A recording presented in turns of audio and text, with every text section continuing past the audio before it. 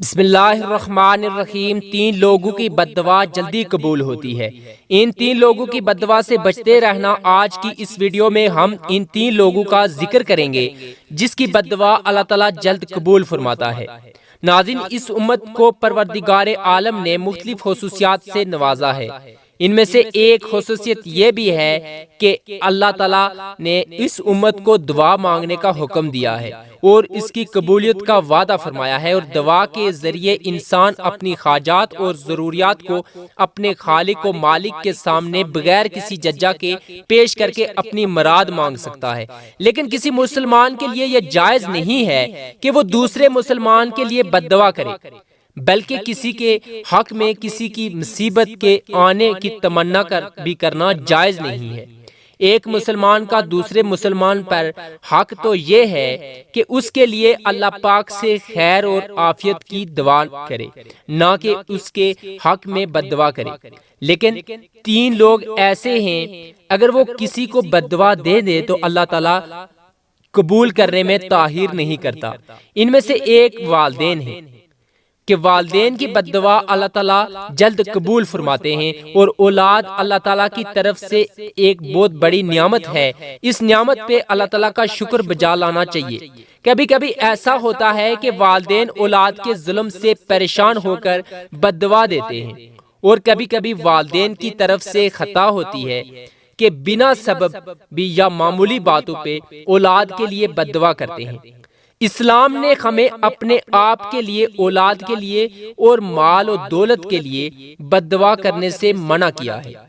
نبی کریم صلی اللہ علیہ وآلہ وسلم کا فرمان ہے کہ اپنے آپ کو بد دعا نہ دو، اپنی اولاد کو بد دعا نہ دو، اپنے مالوں کو بد دعا نہ دو، ایسا نہ ہو کہ وہ اللہ کی طرف سے قبولیت کی گھڑی ہو۔ ادھر تم کوئی بد دعا کرو کہ اللہ تعالیٰ اسے تمہارے لیے قبول کرے۔ ماں باپ کو چاہیے کہ وہ اپنے اولاد کو بد دعا نہ دے، ان کو دعائیں دیں، کیونکہ ماں باپ کی زبان سے اولاد کے لیے نکلی ہوئی بات اللہ تعالیٰ قبول فرماتا ہے۔ آپ لوگوں نے تو امام کعبہ عبد الرحمن السدیس کا نام سنا ہوگا۔ وہ خود فرماتے ہیں کہ ایک بچہ اپنے ہم عمر لڑکوں کی طرح بہت زیادہ شرارتی تھا۔ ایک دن اس کے گھر مہمان آئے۔ اس ماں نے مہمانوں کے لیے سالن تیار کیا۔ اس بچے کو شرارت سوجی، اس نے سالن میں مٹی ڈال دی۔ جہاں ماں نے سالن میں مٹی دیکھی تو وہ سمجھ گئے کہ یہ کس نے ایسا کیا۔ اس نے غصے میں شرارتی بیٹے سے کہا، غصے سے پھر جانے الفاظ غور کریں، چل بھاگ ادھر سے، اللہ تجھے کعبہ کا امام بنائے۔ یہ بات بتاتے ہوئے شیخ صاحب پھوٹ پھوٹ کر رونے لگے۔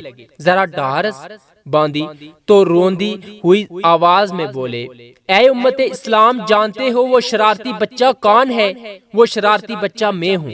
تمہارے سامنے امام کعبہ عبد الرحمن السدیس، شیخ عبد الرحمن السدیس صاحب کی ماں کی دعا کی بدولت حرم شریف کی خاطر عزیز امام بنے، اور آج عالم اسلام میں ہر دین پر راج کر رہے ہیں۔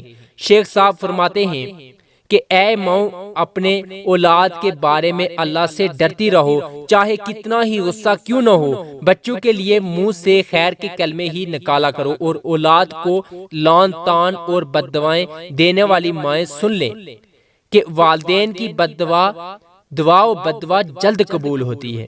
دوسرا، وہ شخص جس کی بد دعا اللہ تعالیٰ جلد قبول فرماتا ہے، وہ مظلوم ہے۔ قرآن مجید میں اللہ تعالیٰ فرماتا ہے کہ اللہ تعالیٰ بری بات زبان پر لانے کو کسی کے لیے پسند نہیں کرتے، بجائے مظلوم کے کہ اپنے مظالم کی نسبت کچھ ہی شکایات کرنے لگے تو وہ گناہ نہیں، اور اللہ تعالیٰ مظلوم کی بات خوب سنتے ہیں اور ظالم کے ظلم کی حالت خوب جانتے ہیں۔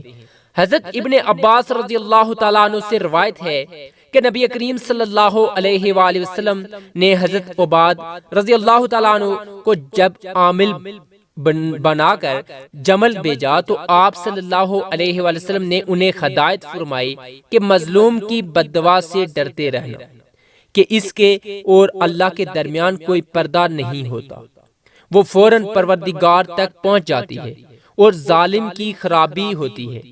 اس کا یہ مطلب نہیں کہ ظالم کو اسی وقت سزا ہوتی ہے، بلکہ اللہ پاک جس طرح چاہتا ہے ویسے حکم دیتا ہے، کبھی فوراً سزا دیتا ہے ایک میعاد کے بعد، تاکہ ظالم اور ظلم کرے اور خوب بھول جائے، اس وقت دفتر وہ پکڑ لیا جاتا ہے۔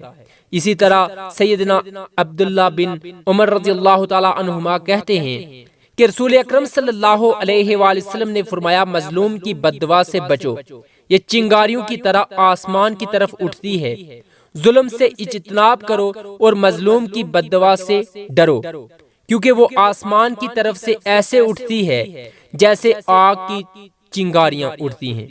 آپ صلی اللہ علیہ وآلہ وسلم نے مظلوم کی بددعا کو اس کے تیزی سے اوپر اٹھنے کی وجہ سے چنگاریوں کے ساتھ تشبیہ دی، یا پھر اس کے لیے ایک ایسے دل سے نکلی ہوئی ہوتی ہے جو ظلم و جبر کی آگ سے دہک رہا ہوتا ہے، اور یہ پردوں کو ایسے چیرتی ہوئی ہے کہ گویا چنگاری ہو۔ ظلم صرف مار پیٹ کو نہیں کہتے، بلکہ کسی کا حق ہڑپ کرنا بھی ظلم ہے۔ بین کا وراثت کا حق اسے نہیں دیا جاتا، بیوی کو جسمانی اور مالی حق نہیں دیا جاتا، اس کو ذلیل کیا جاتا ہے، یہ بھی ظلم ہے۔ جو لوگ بینوں یا بیوی کو حق نہیں دیتے تو وہ لوگ ظالم ہیں، اور اللہ ان سے اس کا حساب لے گا۔ تیسرا وہ شخص جس کی بددعا اللہ تعالیٰ جلد قبول فرماتا ہے وہ مسافر ہے۔ ارشاد نبوی صلی اللہ علیہ وسلم ہے، تین لوگوں کی دعا کی قبولیت میں شک نہیں ہے، ایک مظلوم کی، دوسری مسافر کی، تیسری والدین کی۔ اپنی اولاد کے لیے دعا اکثر والدین یہ سوال کریں گے کہ ہم تو اولاد کے لیے دل سے بددعا نہیں کرتے، بلکہ غصے کی حالت میں منہ سے بددعا کے الفاظ نکلتے ہیں۔ اللہ کی رحمت کا اندازہ اور کیسے لگایا جا سکتا ہے کہ قرآن مجید میں اللہ تعالیٰ فرماتا ہے، آیت کا ترجمہ اور مفہوم ہے، اور اگر اللہ پر لوگوں پر جلدی سے نقصان واقع کر دیا کرتا جس طرح وہ فائدے کے لیے جلدی مچاتے ہیں تو ان کا وعدہ کبھی پورا ہو چکا ہوتا۔ سو ہم ان لوگوں کو جن کو ہمارے پاس آنے کا یقین نہیں ہے ان کے حال پر چھوڑے رکھتے ہیں کہ اپنی سرکشی میں بھٹکتے رہیں۔